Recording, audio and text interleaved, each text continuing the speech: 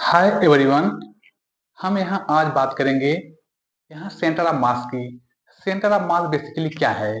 तो हम centre of mass के बारे में यहाँ कुछ इंफॉर्मेशन शेयर करेंगे। जैसे आप जानते हैं, जो न्यूटन्स लॉ ऑफ मोशन है, न्यूटन्स लॉ ऑफ मोशन वह पॉइंट ऑब्जेक्ट के लिए भी एप्लीकेबल है। जो न्यूटन्स लॉ ऑफ मोशन है वह पॉइंट ऑब्जेक्ट के लिए भी एप्लीकेबल है। तो अभी हम सेंटर ऑफ मास की बात करते हैं। तो देखिए, सेंटर ऑफ मास बेसिकली क्या होता है। जो सेंटर ऑफ मास होता है बेसिकली, ये एक पॉइंट होता है जिस पॉइंट पे हम एज्यूम करते हैं कि टोटल मास उस पॉइंट पे कंसंट्रेटेड है या सिचुएटेड है। ये होता है आपका सेंटर ऑफ मास। आप फिर से एक बार से ध्यान से समझिए, सेंटर ऑफ मास क्या है। सेंटर ऑफ मास एक पॉइंट होता है जिस पॉइंट पे हम टोटल मास को एज्यूम करते हैं। ठीक है, तो आपको अभी ये सेंटर ऑफ मास के बारे में पता चल गया। अभी और बात है, आपका कोई भी बॉडी रेस्ट में हो या मोशन में हो, सेंटर ऑफ मास वेरी नहीं करता है। सेंटर ऑफ मास आपका वेरी नहीं करता है आपका। और एक पॉइंट इसका है, जब किसी भी बॉडी पे कोई एक्सटर्नल फोर्स न हो या एब्सेंस ऑफ एक्सटर्नल फोर्स, तो जो आपका सेंटर ऑफ मास है वह कांस्टेंट वेलोसिटी से मोशन करता है। उसकी वेलोसिटी यहाँ कांस्टेंट होती है। उस केस में, इसकी वेलोसिटी कांस्टेंट होने के केस में, आपका जो मोशन होगा वो आपका ट्रांसलेटरी मोशन होगा।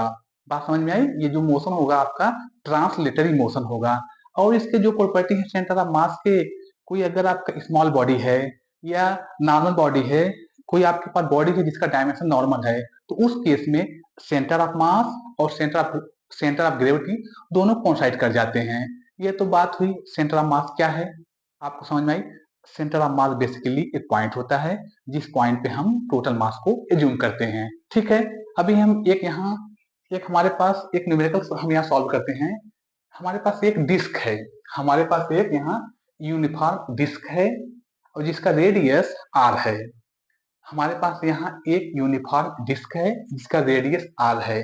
ठीक है, अभी इस डिस्क से हम एक छोटा सा पोर्शन r/2 रेडियस का यहाँ से होल हम कट करते हैं। यहाँ से हम एक छोटा सा रेडियस r/2 का रेडियस है, एक होल को कट करके निकालते हैं। जब हम इस डिस्क से, जिसका रेडियस r/2 है, उससे हम r/2 रेडियस को कट करके निकालते हैं, तब हम देखते हैं जो हमारा ये अभी डिस्क है, कट करने के बाद जो हमारा रिमेनिंग डिस्क बचा है उसका सेंटर ऑफ मास कहाँ सिचुएट है या कहाँ लोकेट करेगा, हमें यही फाइंड आउट करना है। अभी हमारा ये r/2, अभी हमारा ये r रेडियस का डिस्क था, इसका सेंटर ऑफ मास O था।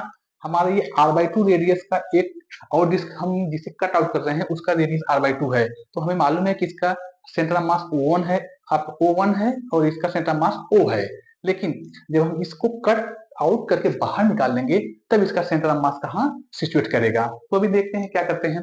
पहले तो जो हमारा जो डिस्क है, इस डिस्क का जो मास है, मास पर यूनिट लेंथ, जो हमारा ये डिस्क है, इस डिस्क का मास पर यूनिट लेंथ कितना है, सपोज कीजिए उसका मास पर एरिया या लेंथ है, छोड़िए। देखिए, जो हमारा ये डिस्क है, इस डिस्क का मास जो है पर यूनिट एरिया कितना है, m है। अभी क्या करते हैं, m है, अभी हम इस डिस्क का होल मास या टोटल मास इस डिस्क का कितना होगा, तो आपका ये हो जाएगा एरिया की टर्म में pi r square into M. ये हमारा total mass of the disc हो गया, पाई आर स्क्वायर एम। ठीक है, अभी जो हमने ये कट आउट करके जो डिस्क बाहर निकाला है r/2 रेडियस का, अब इसका मास कितना होगा, इसका मास आपका हो जाएगा पाई, ये रेडियस आपका r/2 है, एम, तो ये आपका हो जाएगा पाई r²/4 एम।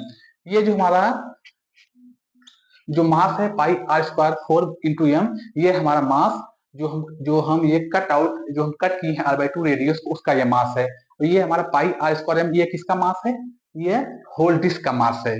ठीक है, अभी इतना हमने कट करके निकाल लिया। इतना पोर्शन इसका, जो ये पोर्शन आपको जो दिख रहा है, ये पोर्शन इसका रिमेनिंग पोर्शन है। तो इस रिमेनिंग पोर्शन का मास कितना होगा, टोटल मास से इसके मास को जो हम माइनस करेंगे, हमारा ये रिमेनिंग पोर्शन, ये जो हमारा रिमेनिंग पोर्शन है इसका मास आ जाएगा। तो ये कितना होगा, पाई r²m माइनस पाई r²4m।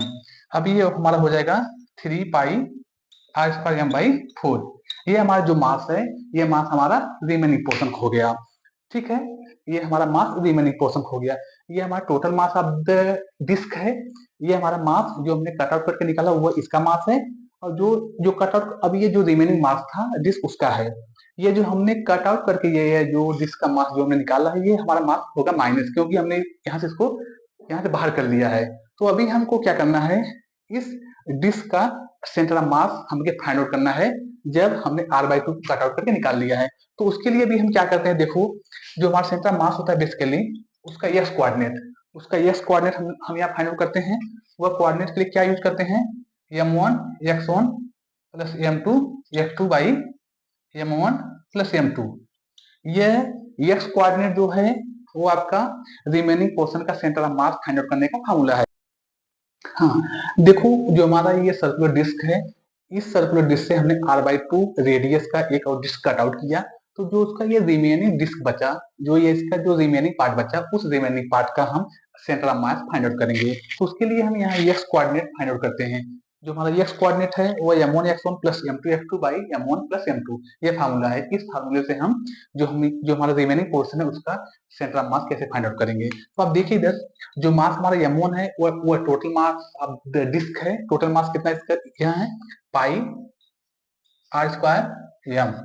ये हमारा ये जो x1 डिस्टेंस है इसी ओरिजिन पे है, इस पॉइंट पे है, तो यहाँ डिस्टेंस इसका ये 0 हो गया।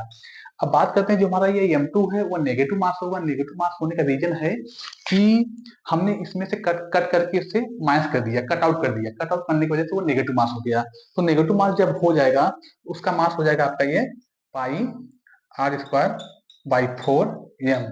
ये और जो अपना ये जो इस पॉइंट से इस पॉइंट का जो डिस्टेंस है वो r/2 है, तो x2 हमारा ये r/2 हो गया। यहाँ से ये हमारा यहाँ से ये r/2 हो गया, ठीक है, r/2 हो गया। अब फिर नीचे जो है m1 कितना हमारा है, ये हमारा जो टोटल मास है पाई r स्क्वायर m। ये वाला मास हमारा जो है जो हमने कट आउट किया है वो नेगेटिव मास है, तो यहाँ इसको हम माइनस कर देंगे, ये हमारा हो गया। जब हम इसको सॉल्व करते हैं तो इसका सोल्यूशन, ये वाला पोर्शन हमारा 0 है, आप देख रहे हैं। इस वाले पोर्शन से जब करेंगे हम minus pi r square by 4 m r/2, ये नीचे वाले पोर्शन जब इसको सॉल्व करेंगे ये 3 पाई r स्क्वायर m बाई 4, आप यहाँ देख रहे हैं ये पाई r square cancel out, m से m हो गया, ये 4 से 4 बचा कितना आपका ये माइनस r/6। जो हमारा ये सेंटर ऑफ मास है रिमेनिंग पोर्शन का, या x कोऑर्डिनेट xm, वो आपका माइनस r/6 है। माइनस r/6 का होने का ये मीन है, ये हमारा इस पॉइंट को आप लो, इस पॉइंट को हम यहाँ एक्सिस में कट कर दे रहे हैं। जब हम इस पॉइंट को हम एक्सिस में कट कर दे रहे हैं, तो जो हम एक्सिस में ये पॉइंट ओ ले रहे हैं, ये आपका पॉजिटिव डायरेक्शन है, ये आपका नेगेटिव डायरेक्शन है। तो जो ये पोर्शन है आपका ये नेगेटिव जोन में पड़ रहा है, नेगेटिव साइड पड़ रहा है, तो इस वजह से उसका जो सेंटर ऑफ मास है माइनस r/2 पे। रिमेनिंग पोर्शन का जो सेंटर ऑफ मास कहाँ लाई करेगा, माइनस r/6 पे लाई करेगा। और ये कहाँ होता है, ये हमेशा कट आउट पोर्शन के अपोजिट में है। देखो कट आउट पोर्शन इस साइड है, तो माइनस r/6 कहाँ होगा, इसके अपोजिट डायरेक्शन में लेफ्ट हैंड साइड आप कह सकते हैं। जो हमारा ये जो इसका सेंटर ऑफ मास होगा रिमेनिंग पोर्शन का वो लेफ्ट हैंड साइड में है।